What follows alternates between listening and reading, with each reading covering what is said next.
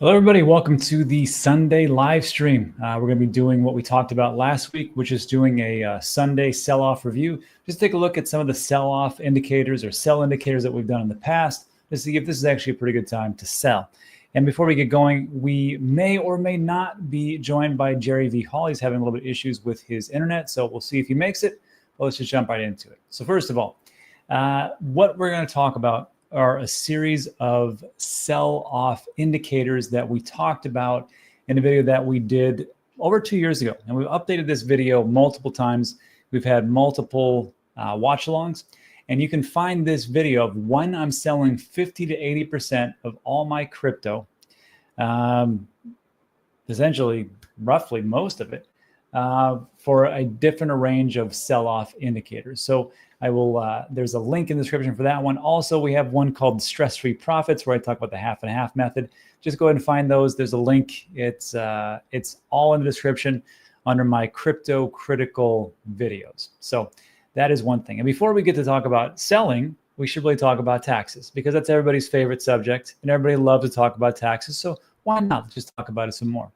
So if you're in the States, and I don't know where you're at, obviously, right? I know in Germany that if you hold your crypto longer than 1 year, that is long-term capital gains, and you don't pay a cent on that, which is how I think it should be, but that's not how it is. And in America, we've got two different versions, two different flavors of capital gains. Short-term capital gains, meaning if you sell before a year; long-term capital gains, meaning if you're selling it more than a year.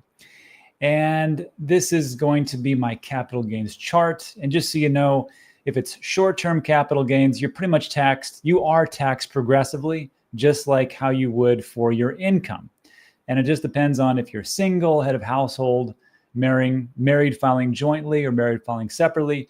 And you can just see that taxable income, if you're single up to $11,000, you're not paying anything underneath that, because you don't make that much. It's just how it is.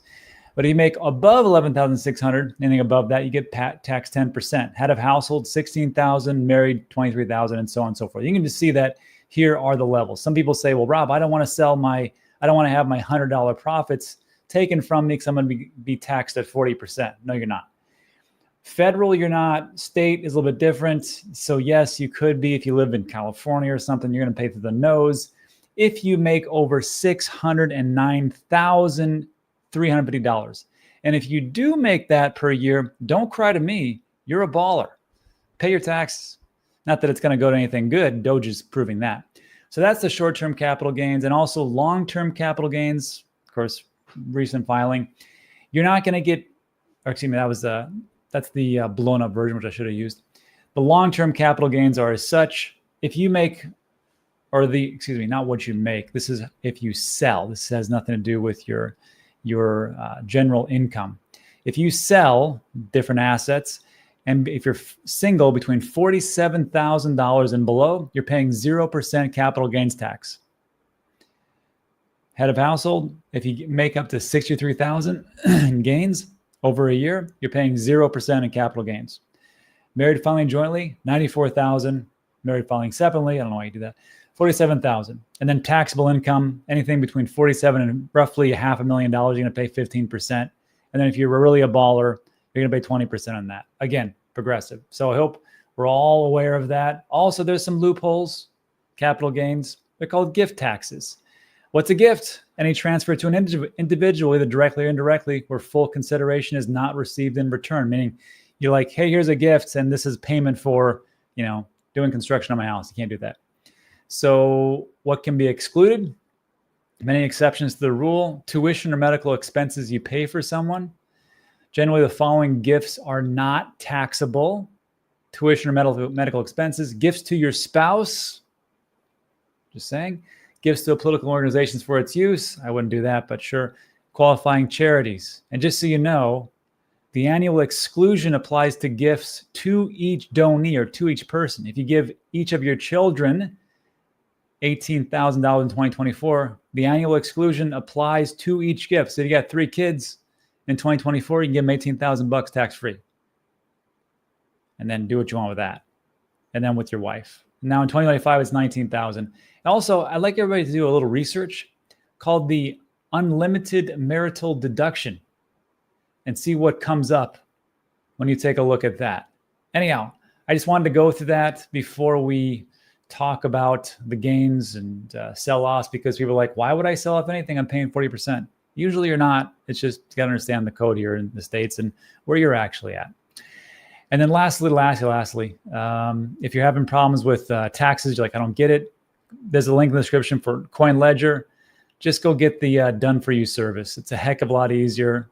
It saves you a lot of headache. Links in the description. Go check that out. That's pretty much what I'm going to use this year. Okay. So after saying all that, let's get to it. This is just one of the sell-off indicators we take a look at, which would be the risk bands. This is from Ben's website. Links in the description. 10% off the first month. Pretty good data.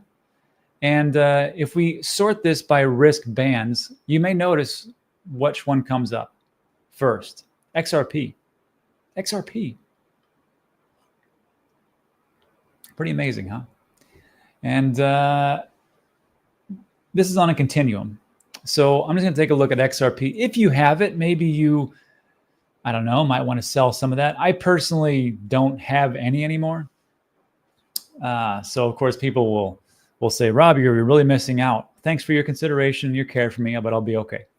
So the risk level between 0.0, which would be at 69 cents, which it wasn't at too long ago, it skyrocketed to about $2.50. Actually, it was about $3. It was actually at 0.825, which might have been a good time to sell, just saying.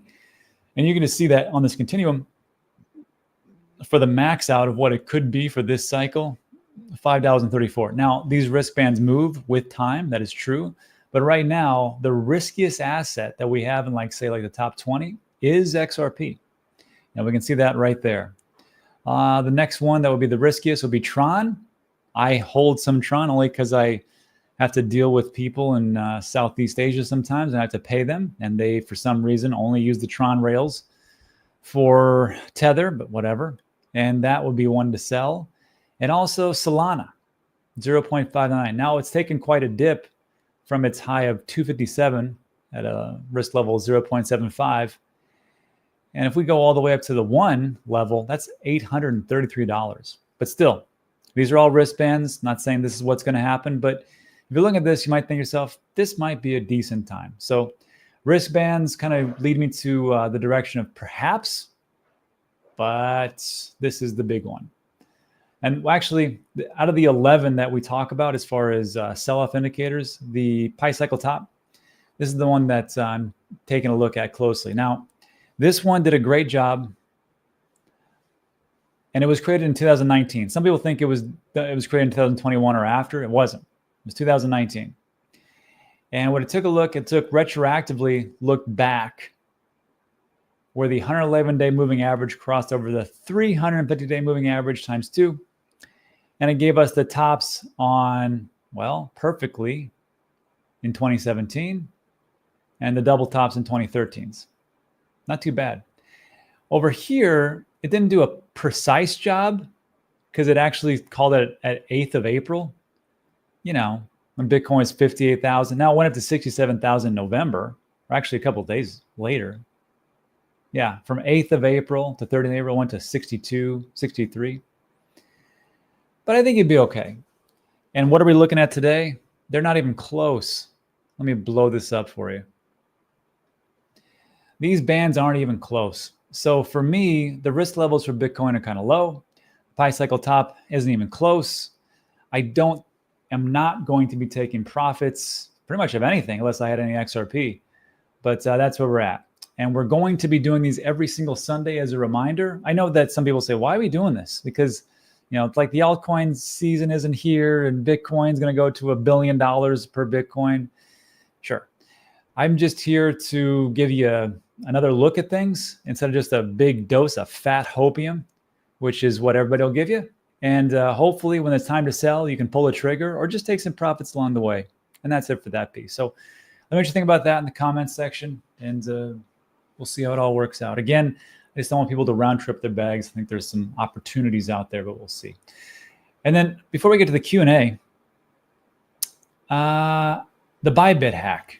We covered this yesterday. I thought it was a was a great moment for crypto because, I mean, if any bank chain lost a $1.4 billion, do you think that bank chain would be open and would be allowing people to take money out? There's no way. There'd be panic in the streets.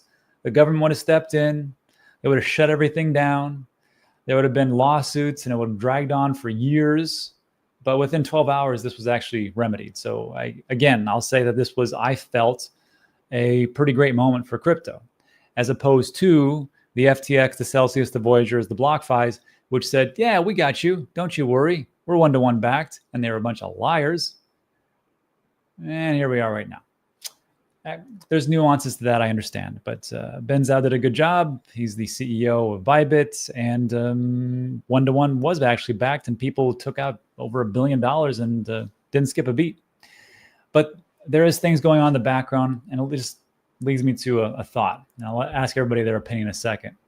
So Ben says today, at this point, it's really not about ByBit or any entity. It's about our general approach towards hackers as an industry. Right now, they're offering 10% to anybody who can help bring those funds back, which means instead of 1.4 billion, 10% of that is going to go to anybody who can help them bring those back. So I guess that'd be white hacker versus black hacker.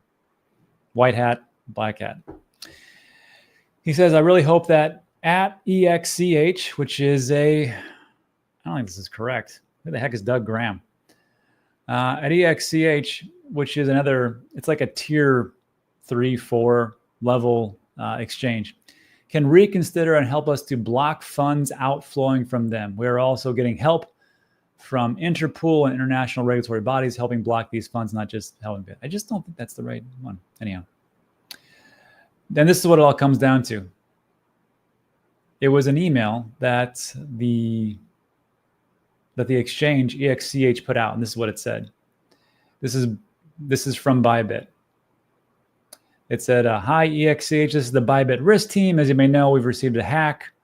Could you help us funnel these funds back? Here's the attackers' addresses. And they give them all the different wallets, hoping that it would be like a professional courtesy extension.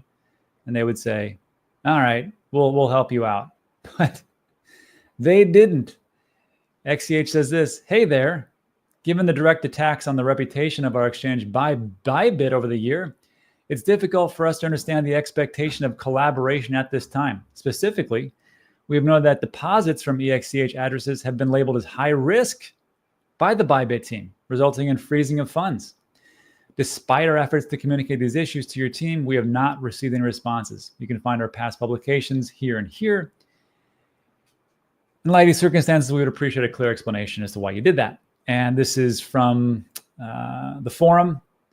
Apparently, it looks like they were pretty ticked off that ByBit labeled their exchange as somewhat shady and wouldn't let those members transfer funds because they thought it was money laundering. Funny how that works out. And now it's over in their neck of the woods. If you think about it, that's really what's going on over there. So maybe they're not on right.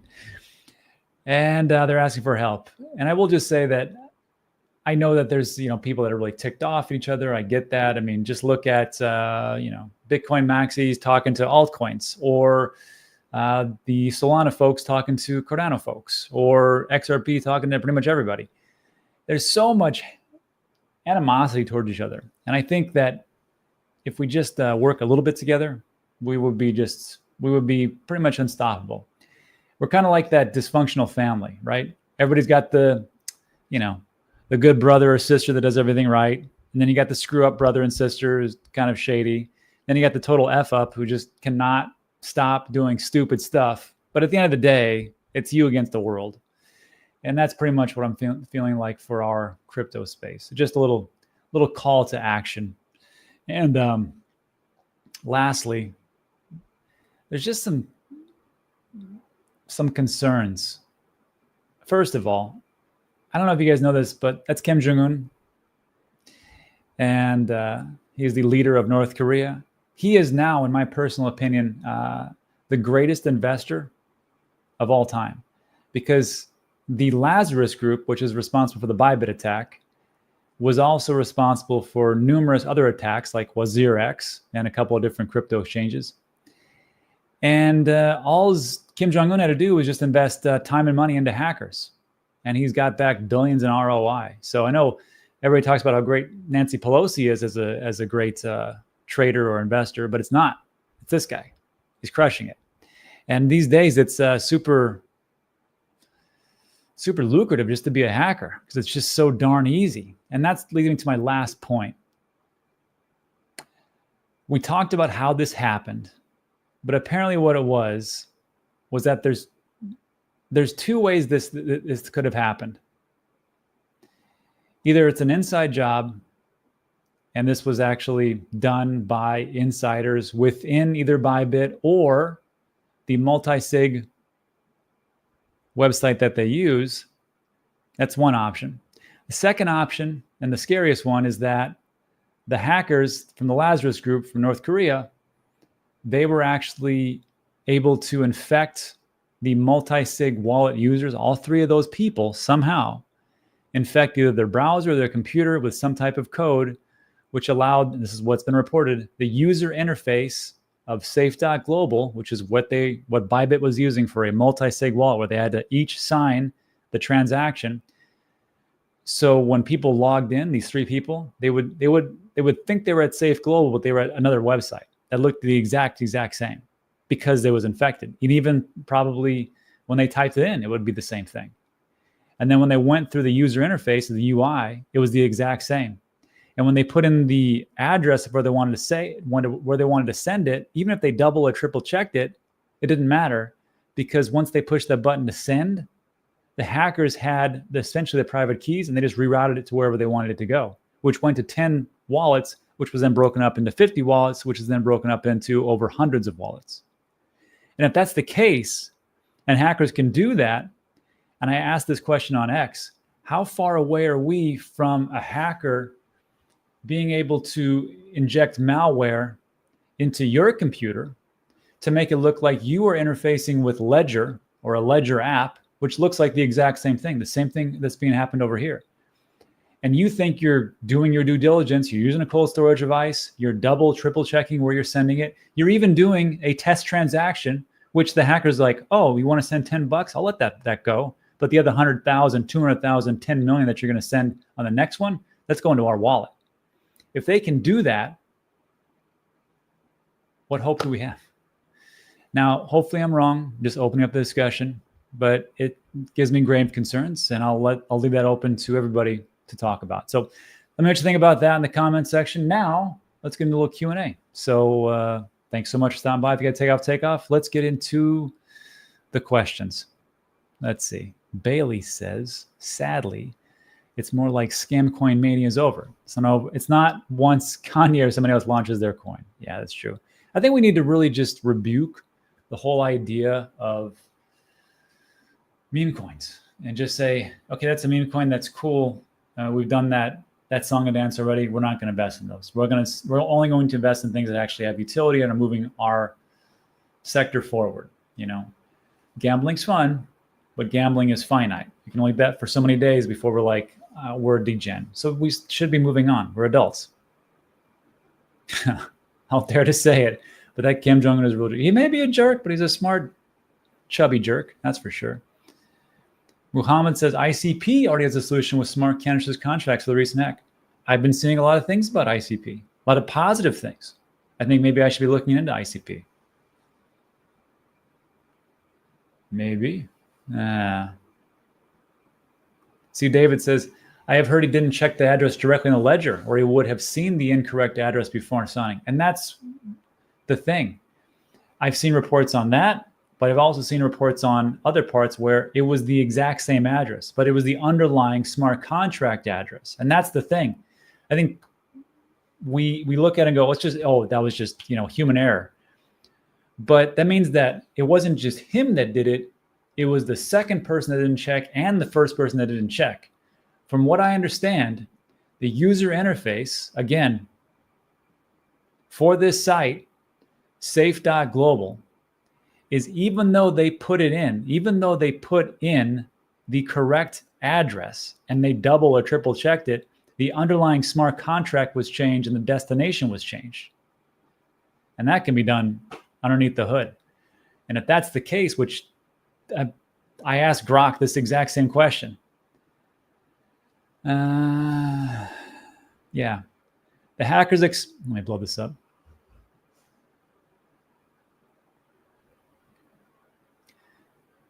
The hackers exploited this process by manipulating the user interface of the wallet, which was provided by Safe. The manipulation, often referred to as transaction masking or a masked user interface, tricks the signer into approving a malicious transaction. Specifically, the UI displayed a legitimate looking transfer request showing the correct destination address and URL from Safe, while the underlying transaction they signed contained malicious code. Ergo, that was the right address that they were sending. It's just that the display was off, or excuse me, not the display. The display was correct, but underneath, it was the user interface that they had total control of. They had total control of what these people saw. They thought they were at safe.global, but that wasn't where they were at. And that's what concerns me, because if you have malware that has infected your computer, let me ask you this. How many times have you downloaded something for like an update, or you've gone through like the Google Play Store, or for your browser, and you have to download some update or some different add-on, and that's also for Apple, and you think you're at Apple, you just don't. So like, there's got to be some way heavier security steps that we're gonna have to start taking, because now, like even me, I'm like, I don't know if I even want to connect anything to my computer. I got to make it. I think if I'm going to start to like really sell off, I'm going to get a whole brand new computer and just go from there. So yeah. Joe, Rob, are you selling? I'm not selling now, but we just went over this, but I am going to have to be selling within the next 10 to 14 days. And that's because I have to take care of a family issue. And this is the great thing about investing, because like people say, oh, you should never sell. Well, listen, I'm not going to let, members of my family suffer. That's the whole reason why I invested into this, to at some point sell it and make some profits. And people say you should never sell it, because then, then they win. I'm like, look, my goals aren't your goals. Leave me alone. And yeah, family member needs help and need to liquidate some things, and I'll be selling within the next 10 to 14 days. Hopefully it doesn't collapse within the next 2 weeks. I've already sold. Well, no, I haven't really sold much over the last year or so. Just enough. But yeah, at some point I need to. Ryan says, the Lazarus Group is amazing. They magically downloaded the Sony back catalog across third world copper internet and record network speeds, almost like a way to deflect the embarrassment of inside job. Yeah, it's true. I don't know if it's an inside or not. Just something sounds weird. But again, North Korea is a third world country. From what I read, I've never been there. I don't know if anybody has. I doubt it highly. But I'm sure if you're Kim Jong-un and you want to fund your military or fund some type of operation, and you just saw what they did with all these different exchanges, if you were reasonably smart, you'd be like, oh, all we got to do is invest in some time and just train you guys to hack people. Sure, let's see what happens. And then great return on investment. Congratulations, Kim. You just got $1.4 billion. Let's see. Rob, have you heard that Trump or David Sachs called North Korea to return all the ETH hacked? No. And I was saying this like yesterday. I'm like, where is ByBit located? In Dubai. Is that a U.S. company? No. Can U.S. citizens use ByBit? I'm not even sure. But if it's not a U.S. company, why would they even care about it?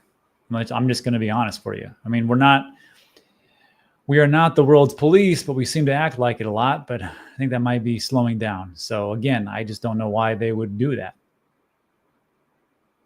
Yeah. Rob, it's time to go to crypto-only laptops. Yeah. Yeah. Rockstar says, That still doesn't prove the ledger got tricked. They just didn't check the ledger display. They goes, look, man, if that makes you sleep at night, great. But I'm just saying, I mean, when I'm reading, like they could make anything be displayed. So I don't know. But again, it's very odd. You had all three people not check the address. Nah, let's see. Kaya says, hey, Rob, this is going to affect ETH in a good way. I mean, they have to buy all that ETH back, don't they? They do. That's true. And then from what I've read is that this Lazarus group, they wait for quite a long time to sell off all their hacked crypto. So maybe it's good. Maybe the Lazarus group will be better diamond hands than the crypto bros. Yeah. So am I going to round trip my bags right now? Probably.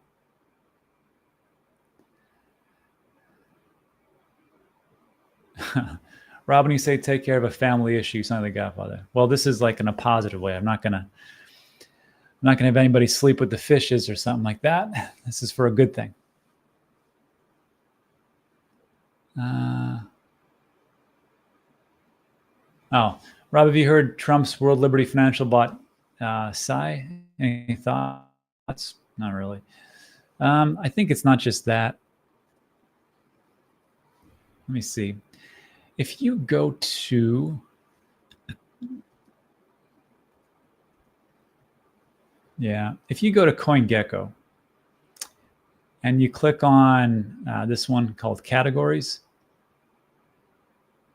and if you go down to number 6, World Liberty Financial Portfolio, you can see everything that they've held or will hold, or not will hold, have held or currently hold in their portfolio. And they have Ethereum, Chainlink, Aave, Ondo, Coinbase, Wrap, Bitcoin. It's interesting. Athena, Psy, and Movement. And I got to tell you, they've done pretty poorly on those choices. Ondo's down 13%, except for Psy is up 15% for 7 days. That's pretty good. And 13% down. The only winners are Psy and Ethereum. Go figure. After a hack.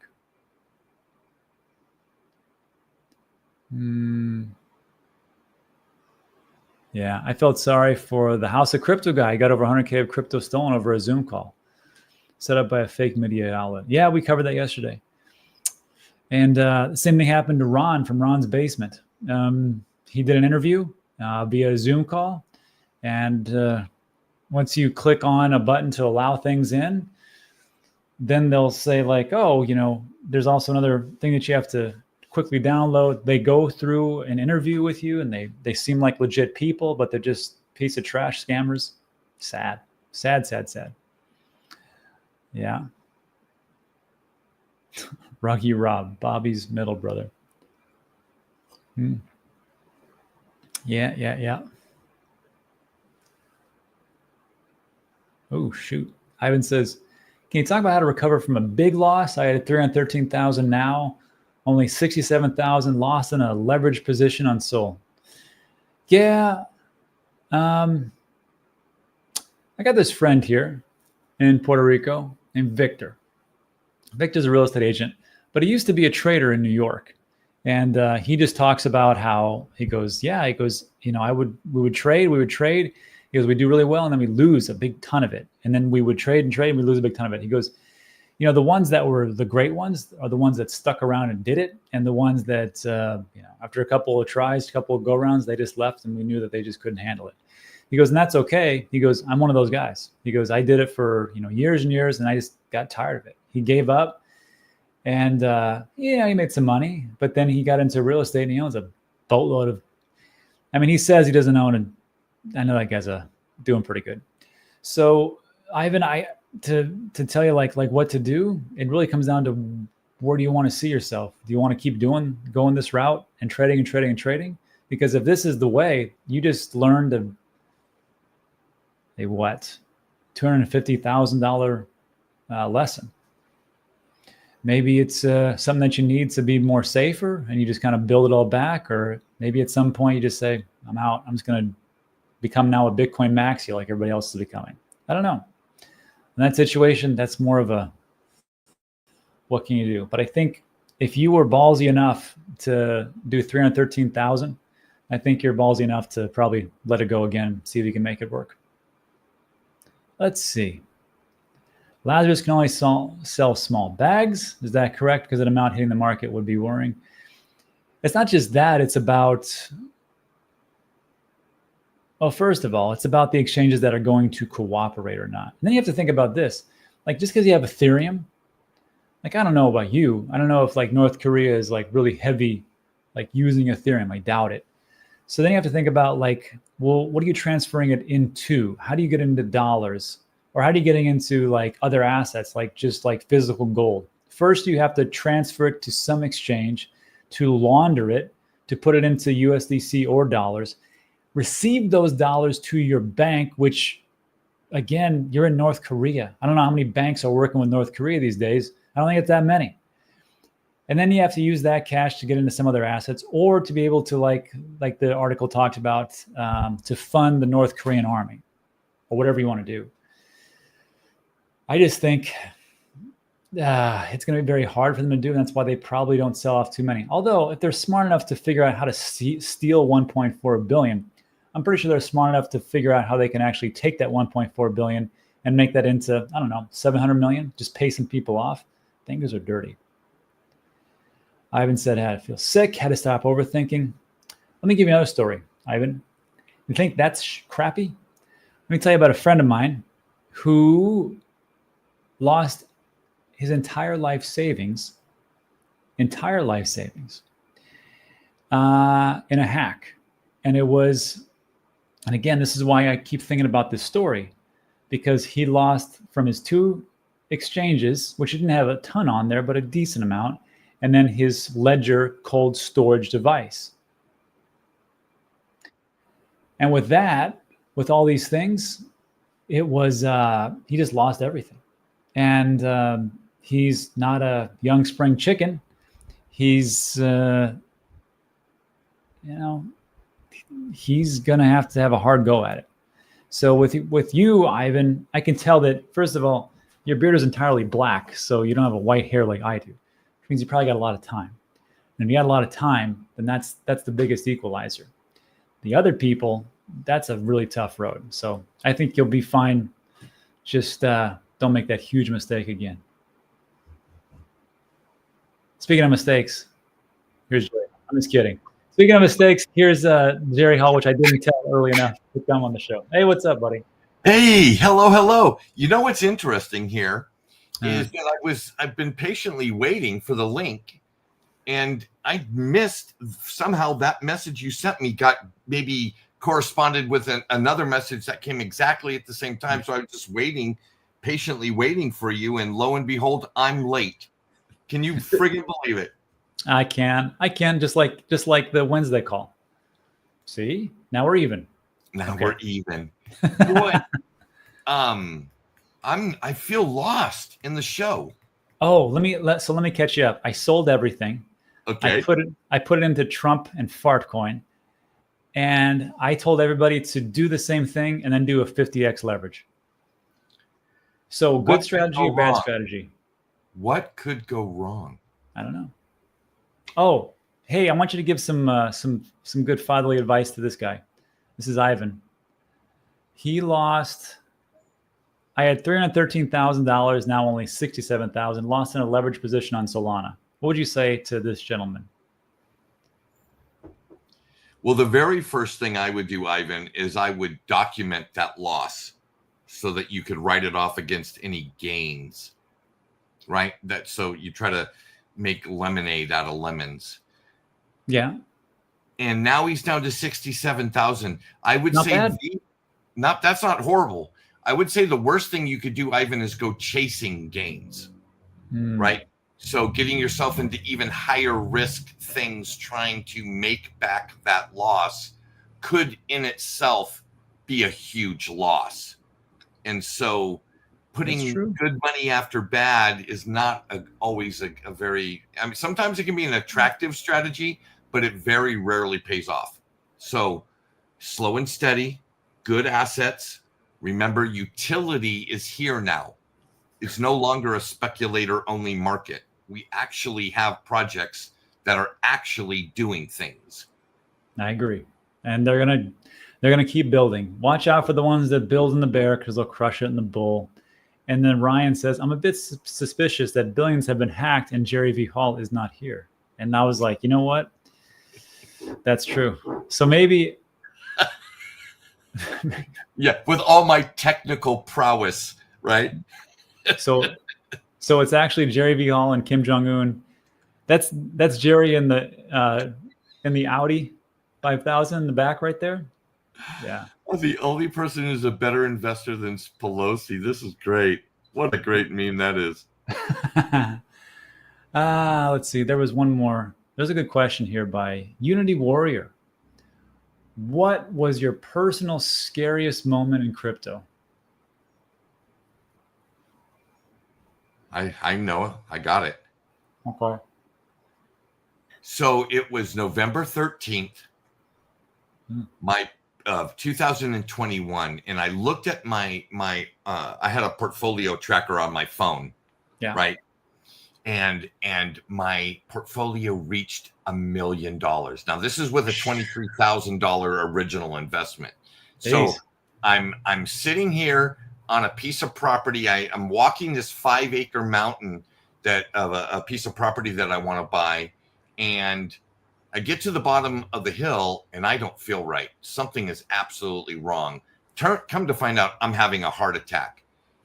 Now, it's the day my portfolio hits $1 million, November 13th. I'm having a heart attack on a mountain, and I'm not sure I can get to the hospital or what's going to happen. They get me to the hospital, and Rob, this is what they tell me. We think you should get on a helicopter and go to the special hospital. And I asked them how much it was going to cost. And they said $4,000. I said, I'll take my chances here with you guys. Damn, Jerry. That? No. Well, yeah. I mean, kind of. I can. I get it. I was so scared. I was more scared to lose the money than I was to spend it on saving my life.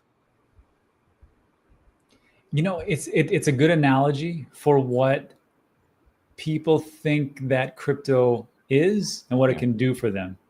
Because crypto, well, Bitcoin and or digital assets, they're there to give you freedom. They are not freedom in and of themselves. You have to use the tools. And just like what you were doing, like you made a boatload of money. That boatload of money will help you get to that healthy state. Like we always talk about, a healthy person has 1,000 wishes and a sick person only has one. At that point, so now I have to revamp that whole thing and say there's one exception to the rule, and that's Jerry V. Hall. He had 2 wishes. One was to get a really cheap helicopter ride, and this and the second one was to hopefully that the cardiac stent that they put in would be adequate, and he wouldn't have severe cardiac arrest. No, what happened? The stent, they couldn't undo the blockage. Oh yeah, that's what they do. Nothing.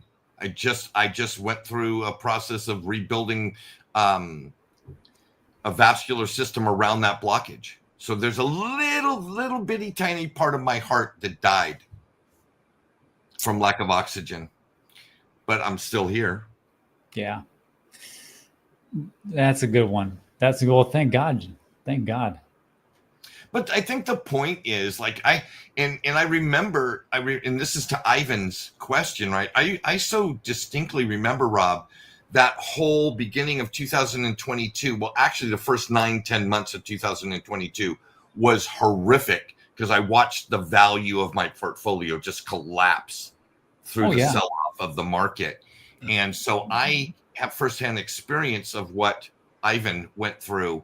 And I can tell you, having reacted to it in the way that I did, where I started chasing higher and higher yields, right, through kind of more, well, not kind of, more risky strategies, that only went to compound the damage, not stop the bleeding.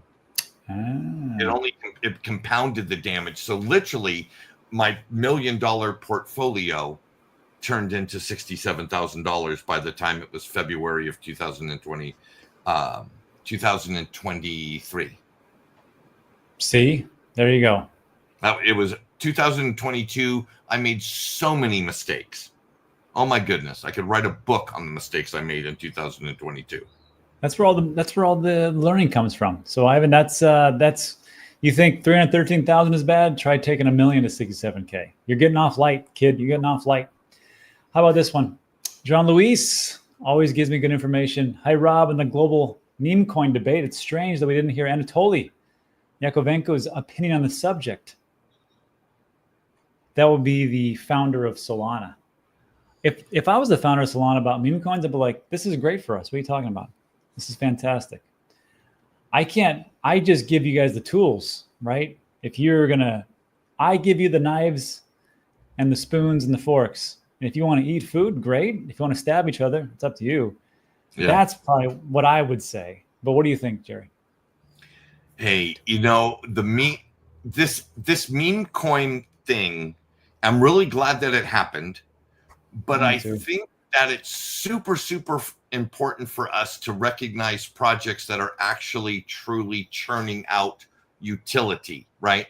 Because it's something in crypto that we've speculated about for a long time. For many years, it was somebody is going to build something that 1 billion people interact with. Mm-hmm. And we're getting closer and closer to that. Like I'm looking at projects like Akash that actually are selling GPU and CPU to real customers for real products. I'm seeing Nunet. I'm seeing, Aether. I'm seeing Hypercycle. I'm seeing companies actually providing the utility that we speculated about for so long. And it's like, okay, when is that going to get recognized? Or does it get recognized? Do they need to get to some Fortune 500 status first? I don't know.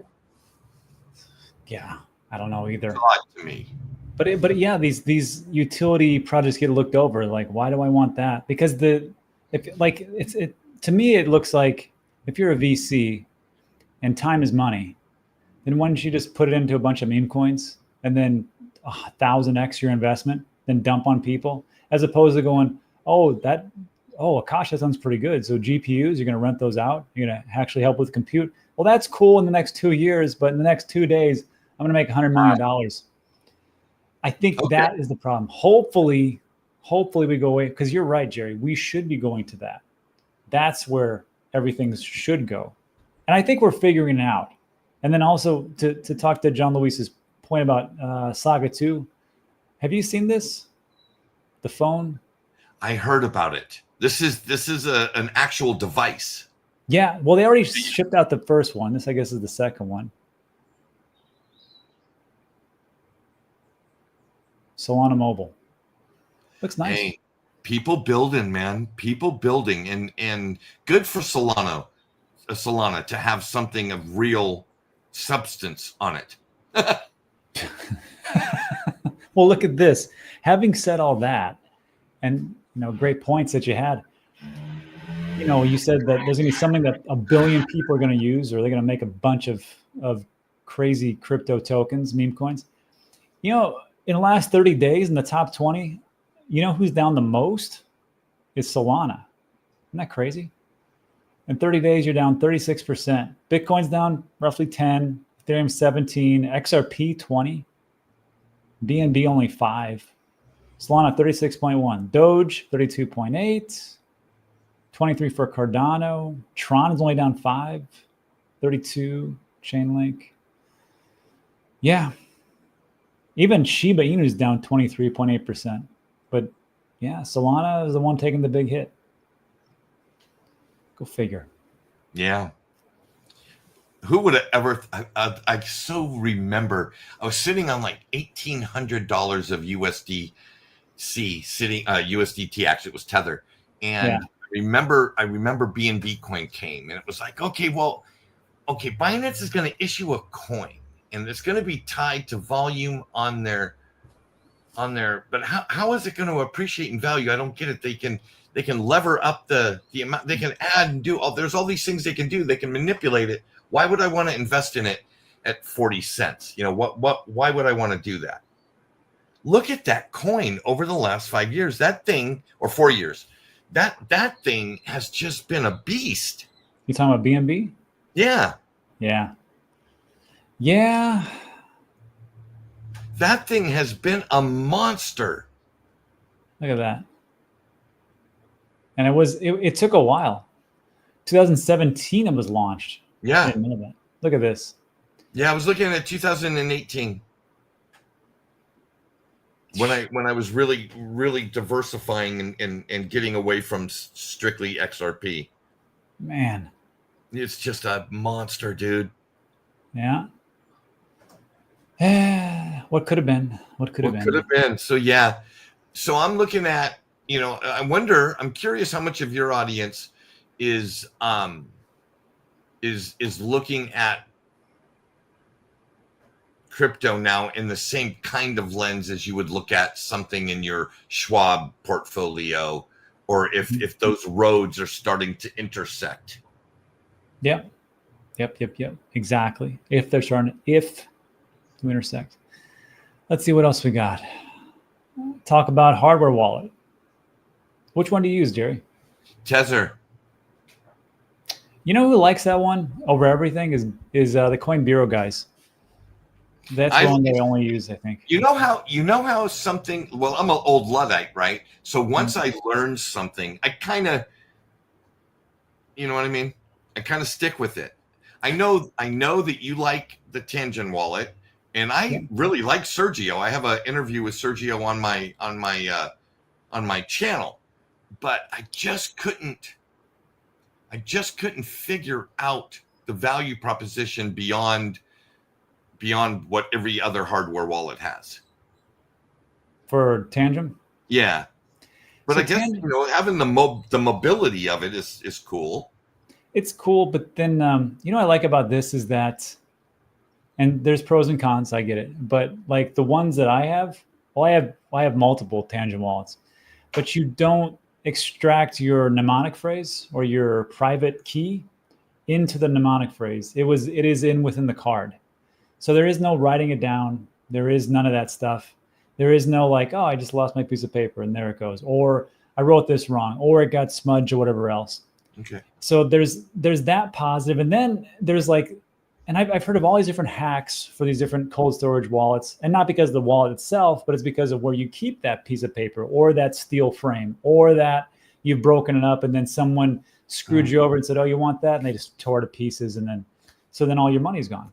So with this one, the card itself, it carries the private keys. What you do, and what I've said in the video, is that there's an option to get 2 cards or 3 cards. I get 3. Okay.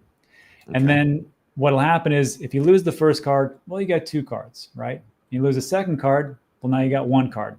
If you lose the last card, why are you losing so many cards? And the thing is, if you get down to that last card, you protect it and you get another one. And then people will say, well, wait, isn't it like a debit card? What if I steal your card and I'm able to take all of your millions of dollars of crypto, which I do not have millions of dollars. I have very little. Don't kidnap me. Anyhow, so they steal your card. Now they need the actual app, which they can download. But when they download it and they swipe the card, well, now they need your facial recognition in the app, which is tied to that card, or they need your passphrase for your app on the phone. So they need this. They need your phone. They need the app with the passcode, and they need the card itself. And if they don't have all those, then that's it. So the downfall, of course, is you lose all 3 cards for some reason, and then of course it all goes away. So I like that part. Interesting. Yeah, don't have millions of dollars. Don't. I'll tell you, I have a prediction. All right. My prediction is that we're going to get to a state with companies like COINBASE that become literally bonded, secured, FDIC insurance type of things. And you're going to see a majority of the people who own digital assets will have them custodied by an institution, no different than the way the way stocks are custodied now. People do not own their certificates, right? All the stock in my Charles Schwab portfolio, I don't actually have the certificates in my possession. They're being held by a digital custodian. Yeah.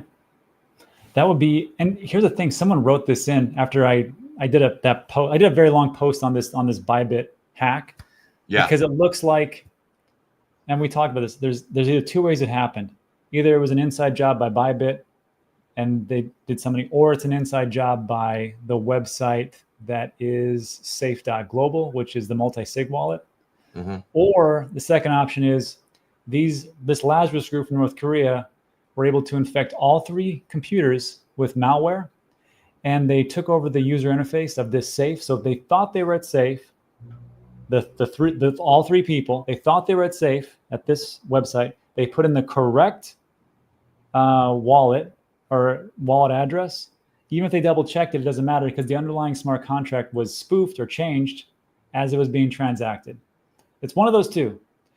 And I was just saying that if that's true, what they were able to do, then what's to say like Jerry doesn't have malware on his computer and it takes over his Ledger app, and it looks just like this Ledger app, and it feels just like a Ledger app, but it changes everything in the background. Now where are we? That's bad. But I don't know if that's exactly what it is. Everything is getting more sophisticated, right? The attack surfaces, the attack vectors are becoming compromised more and more every day because the advancement in the technologies that are being deployed against them, right? And so security will have to increase with the innovations in these attacks. And I don't want to pretend to know where this is going, but I'm very, very happy that I work for some folks that come from that world, like our CEO at Hypercycle, Tufi Saliba. That's his claim to fame, is digital security and algorithms for protection and cryptography and these type of things. And it's like I said, I think we're going to get back to a point where the people that are the best at those things are going to get hired by the people that have the most to protect, the BlackRocks, the State Streets, the Charles Schwabs and things of that nature. And hopefully security will stay a step ahead of the attackers. That's the thing. And I think we'll get to this in a second. I think that there's a lot of money to be made as a hacker. Let's just be honest. There is. But I think that if you're you can go either two ways. You can either go to the black hat hacker or you can go the white hat hacker route. The black hat hacker, you can do it, but there's a big risk and you could actually be found out and put in jail, maybe. But if you're a white hat hacker, like let's say Zach XBT, do you know how much money that guy's probably making just by being a consultant for these different hacks that have happened? Or people have reached out and like, hey, can you help me get this back? And he's actually said, yeah, give me like, okay, if I lost a big chunk of my crypto and he's like, pay me 30%, I'll get it all back. Here you go. Go get it, please. Go get it. Go get it. And I think that's, if you wanted to like really do good and be able to sleep at night, not have to go to jail and be incredibly lucrative, I think that's the next. You know what's funny? This is just what we were talking about as far as like losing jobs as AI comes in, as digital assets come in, and just like the internet came in. Internet came in and everybody was freaking out because they're like, oh, great, now we'll never need, any kind of informational hub because it'll all be there. We'll never need any kind of retail stores because they'll just order everything online. And then, of course, what do we have? We have Amazon building or buying up a ton of different warehouses. People need to create those warehouses. They still need work for construction and lumber and all that stuff.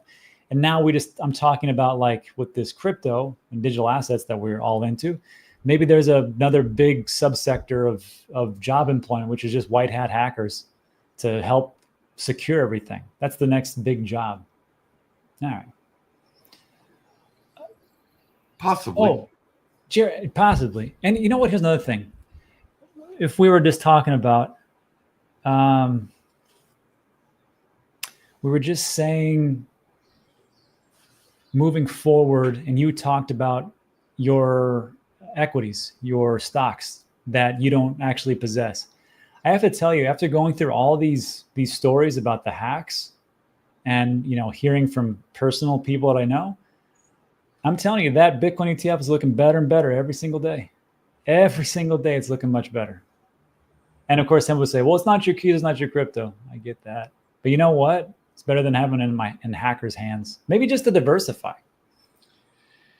It's back to personal peace of mind, right? I think people need to find the place where they are at most comfort. I had a very good friend a month ago fall victim to a scam, gave control of his computer and lost $730,000 of crypto that was in his Exodus wallet on his desktop. God damn. And I know that could have been avoided by having a hardware wallet attached to it, but he wasn't real comfortable with the technology, right? He was somebody that he's the kind of guy that would have had peace of mind having all of his assets being held by and custody by Charles Schwab, somebody that's insured, a trusted institution, because that would be his peace of mind level, right? And I think everybody needs to find where they get derived their peace of mind from. Like I have a balance, right? My crypto's in cold wallets. I have a little bit of working capital in hot wallets. And I have a fairly decent portfolio of legacy items with Schwab. Sounds good. And you've got real estate too, Jerry? I sleep at night. Yeah. Yeah. And you, like I said, you've got real estate as well, I believe. I got real estate and you know what's interesting about that is I don't hold the title in my home. It's held in a county office here. Yeah. So there is somebody else custodying that title. True. And I'm completely okay with it. I'm okay with it. I'm completely okay with it. Yeah, exactly. Krantz, there's two. One, Aristotle player says, Rob and Jerry, I swear, could be infomercial sales guys. They could see used toilet rolls and I would buy it from them. That's pretty good. I feel good today. And then Krantz here says, have you gotten anything on my question I posted a week ago, so Rob? Krantz, put that in the comment section again. I don't remember what it is, but I'll look it. Let's see. Fairfax says, hey, if cold wallets aren't safe, then what? I'm not saying that. No, I think cold wallets are extremely safe. I think they really are. They're very safe. They're. Look, Ledger's never been hacked. Tangem's never been hacked. Well, okay, there's a caveat. Ledger's personal information got hacked years ago, but it wasn't anything with crypto, which is why you are probably getting a bunch of emails and maybe text messages every so often of people asking about your crypto portfolio or crypto this, crypto that. It's because it was leaked, but it had nothing to do with private keys. So no, they're still safe. It's just that I think it's the computers. It's the computers that we interface with, or the phones and the apps. Jason Appleton, Crypto Crow, was on the show, and he said what he does is he has a computer. He said his old computer. It's not connected to the internet. It just sits air-gapped. It's air-gapped. It just collects dust. He goes, I fire it up every time I sell stuff, which is very rare. And he goes, and it's not even in my house. He said it's a pain in the ass. He goes, but if it's a pain in the ass for me, it's almost impossible for the hackers. And I was like, you know what? I will never forget that. Having an air-gapped computer for your crypto-only transactions is an excellent idea. Yeah. Back that up with a hardware wallet associated with it, and it's almost Fort Knox. Yeah, exactly. Let's see. Yeah. Plan B moved from holding Bitcoin in his own wallet all to all in ETFs. Peace of mind. Yeah. I know people said so. Peace of mind move by him. Yeah, study bug. People used to say not your keys, not your coins, but now we got even the cold storage wallets getting hacked through transactions. This is why management maximalists have gone on ETFs. Not many, but a couple, that's for sure. Yeah. I think that's it. Yeah, I don't have any financial applications on my phone. Mobile spoofing, mobile attacks because so many, I mean, you're obviously either plugging into data or Wi-Fi interactivity constantly with a mobile device, having very sensitive stuff is not a good idea to have on your phone. And I agree with that. That person who just posted that 100%. I agree with that. Hey, what are you into now, Jerry? What's going on besides Hypercycle? Well, I keep coming, Rob, you'll hear me say this into oblivion, but I'm telling you, electricity running through hardware, powering software, this whole value chain in what we call compute is such a fascinating thing for me. I go back to the 1930s and 40s when gasoline started really ramping up to drive the Industrial Revolution. That commodity of gasoline, that energy that allowed us to harness the power of machines to produce so much more productivity. I see that happening with compute, right? And in Costa Rica, we've got a ton of power that comes from hydroelectric. Well, it rains here so often that it's literally free. Once you build your way to harness that power, your hydroelectric plant, it's going to constantly rain. You're going to constantly get water. You're going to constantly get electricity. If you could put together a couple of machines to produce some computation for somebody that's in a software that people want, now all of a sudden it's like having a gas station for this next wave of this digital wave of compute. And so I keep seeing all these incredible things that give me a lot of hope in that I'm in the right place, that we are all in the right place. We're all interacting with compute all the time. And I think a lot of us are becoming more and more educated around it and seeing opportunities to provide utility in that stack, in that electricity, hardware, software producing value chain.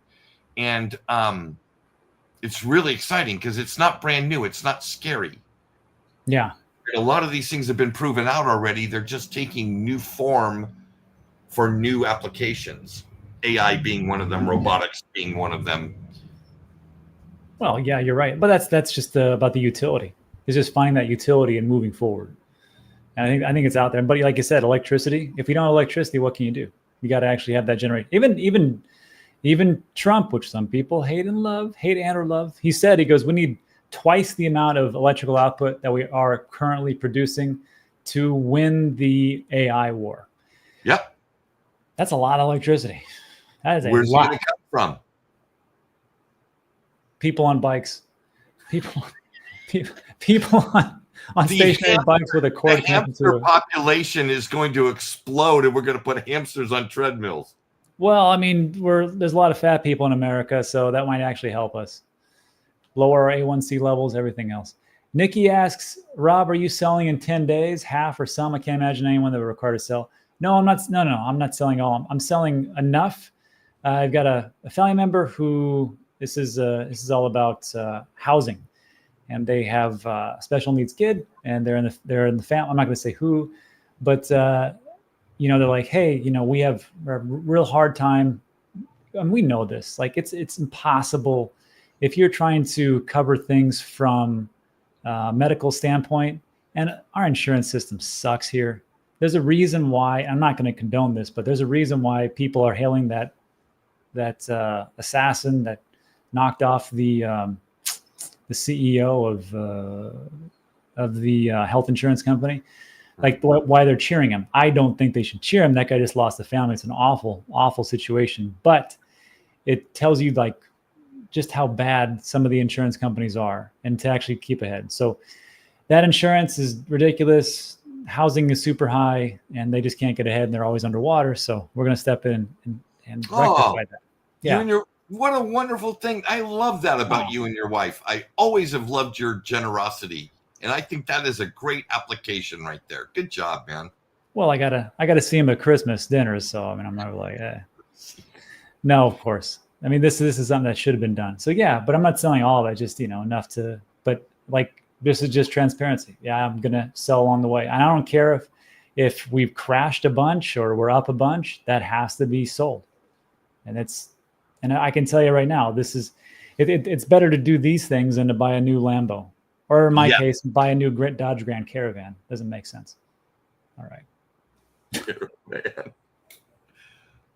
Okay. Jimmy says, for those considering a crypto-only computer, consider Apple devices. They have fewer hacks versus Windows PCs. I know the Windows people are going to come out and say that's not true because by volume and the amount of Microsoft, it's true, but the hackers, they don't pay attention as much to Apple products, or excuse me, Macs. I'm not going to say the phones, because there's more opportunities in Microsoft and the amount of PCs that are out in the world. But yeah. There's one more. Where was it? Oh, yeah.